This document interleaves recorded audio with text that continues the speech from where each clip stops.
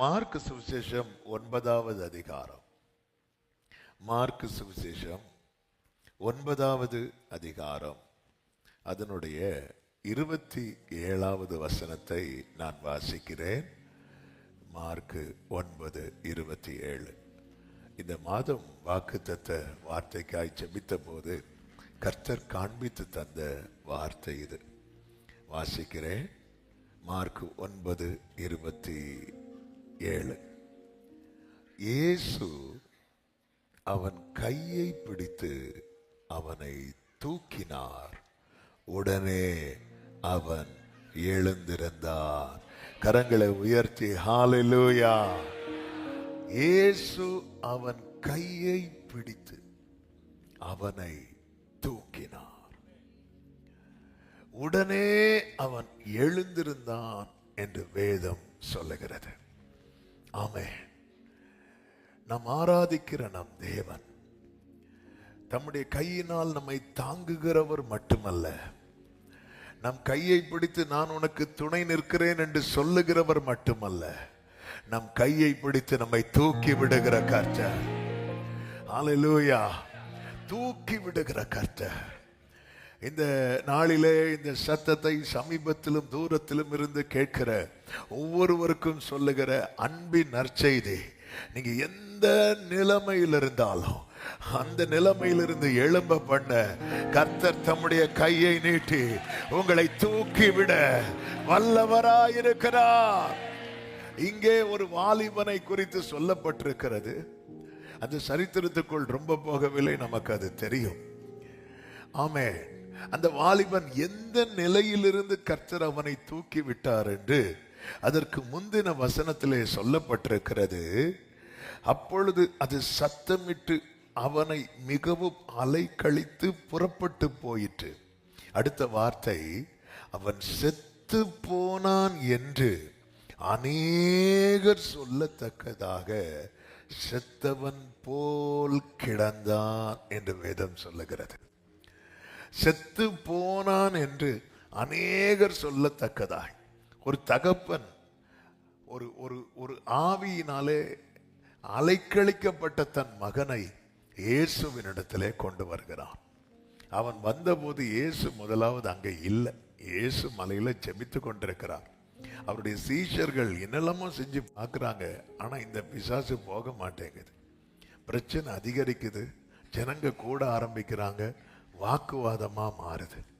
பிரச்சனை வாக்குவாதமா போயிட்டு இருக்கும் போது இயேசு இறங்கி வரார், விசாரிக்கிறார்.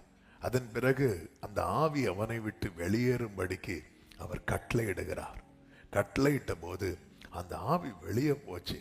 அது எப்படி போச்சா, அது சத்தமிட்டு அவனை மிகவும் அலைக்கழித்து, மிகவும் அலைக்கழித்து. என்னைக்குமே புரிஞ்சுக்கோங்க, கர்த்தர் யார் வாழ்க்கையில விடுதலை கொடுக்கணும்னு நினைக்கிறாரோ அவனை தான் சத்துரு கண் வைப்பான். ஆனா ஜெயம் கர்த்தருக்குதான். ஹல்லேலூயா. ஜெயம் கர்த்தருக்குதான். உங்க வாழ்க்கையில கர்த்தர் ஒன்றை கட்டளையிட்டு இருக்கிறார் என்றால் அதை எப்படி புரிந்து கொள்ள தெரியுமா? இதுவரை இல்லாத அளவுக்கு பிரச்சனை அதிகரிக்கும். இதுவரை அவனை அலைக்கழித்து கொண்டுதான் இருந்தது. தீயிலும் தண்ணீரிலும் அவனை தள்ளி கொண்டுதான் இருந்தது. ஆனால் இப்பொழுது அது அவனை எப்படி அலைக்கழிக்குது தெரியுமா? மிகவும் அலைக்கழித்து. கர்த்தருக்கு மகிமை உண்டாவதாக. ஆண்டவர் இப்படி கட்டளையிடுறதுக்கு முன்னாடி என்ன நடக்குது அப்படின்னா, இங்க என்ன நடக்குதுன்னு பார்க்கிறதற்கு 25வது வசனத்திலே சொல்லப்பட்டிருக்கிறது. ஆமென். ஜனங்கள் கூட்டமாய் ஓடி வருகிறார்கள். கூட்டமாய் ஓடி வராங்க. சுத்தி நிற்கும் போதுதான் இயேசு கட்டளையிடுகிறார். அந்த ஆவி அவனை அலைக்கழித்து அவனை விட்டு போயிற்று. அவன் எப்படி கிடந்தானா? செத்தவனை போல. செத்து போனான் என்று அநேகர் சொல்லத்தக்கதாய். இந்த இடத்துல ஆமென், கர்த்தருக்கு மகிமை உண்டாவதாக. ஒரு காரியத்தை புரிந்து கொள்ளுங்கள். ஒருத்தங்க அடிபட்டு கிடந்தா அவங்கள தூக்குவாங்களா? தூக்குவாங்க. ஒருத்தங்க செத்து கிடந்தா அவங்கள தூக்குவாங்களா? தூக்க மாட்டாங்க. ஆமென். ஒருத்தங்க அடிபட்டு ரோட்ல கிடக்குறாங்கன்னா கண்டிப்பா தூக்குவாங்க. ஒரு எங்கே ஒரு சின்ன ஆக்சிடென்ட் நடந்தாலே யார் எப்படி வந்துடுவாங்க. அப்படி இன்னும் அந்த அந்த மனிதாபிமானம் இன்னும் அந்த சாகாம இருப்பதற்காக ஸ்தோத்திரம். ஆனா ஒருத்தங்க அடிபட்டு செத்து கிடக்குறாங்கன்னு வைங்களேன், யாரும் தூக்க மாட்டாங்க. எல்லாரும் சுத்தி நின்று பார்க்க தான் செய்வாங்க, தூக்க மாட்டாங்க. அதாவது இதுக்கு மேல, அதாவது ஒரு பிரச்சனை தலைக்கு மிஞ்சி போகும்போது நம்மை சுத்தி இருக்கிறவர்களுக்கு வேடிக்கை தான் பார்க்க முடியும். அந்த கூட்டத்துல அந்த மகனுடைய தகப்பனும் இருக்கிறார். அந்த தகப்பன் போய் செத்து போனான் என்று அநேகர் சொல்லத்தக்கதா சுத்தி இருக்கிறவங்க எல்லாரும் பேச ஆரம்பிச்சிட்டாங்க. அவன் கதை முடிஞ்சது, அவன் கதை முடிஞ்சது அப்படி சொன்னதும் ஓடி போய் தகப்பனும் தூக்கவில்லை. எல்லாரும் அப்படி நிற்கும் போது அந்த கூட்டத்துல யார் இருக்கிறா தெரியுமா? அவன் கூட்டத்தின் நடுவில் இயேசு இருந்தாலும் எல்லாரையும் போல இயேசு அல்ல. ஹல்லேலூயா.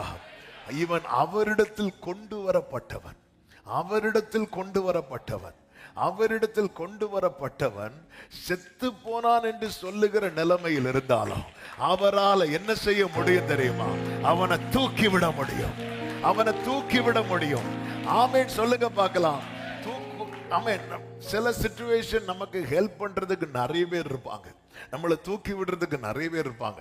ஆனா சில காரியங்கள் மிஞ்சி போகும்போது, கைவிட்டு போகும்போது நம்மளை சுத்தி இருக்கிறவங்களால வேடிக்கை மட்டும்தான் பார்க்க முடியும்.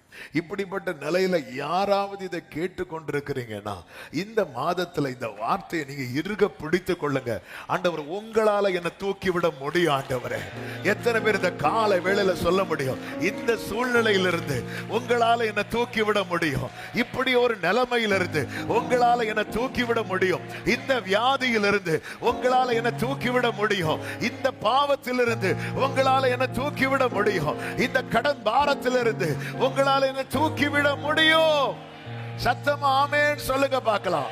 இயேசு அவன் கையை பிடித்து, ஆமென். ஆண்டவருக்கு இது ஒன்றும் புதுசு கிடையாது, ஆண்டவருக்கு இது பெரிய விஷயமும் கிடையாது. மார்க் 5வது அதிகாரத்துல இன்னொரு வீட்டுக்கு போறார்.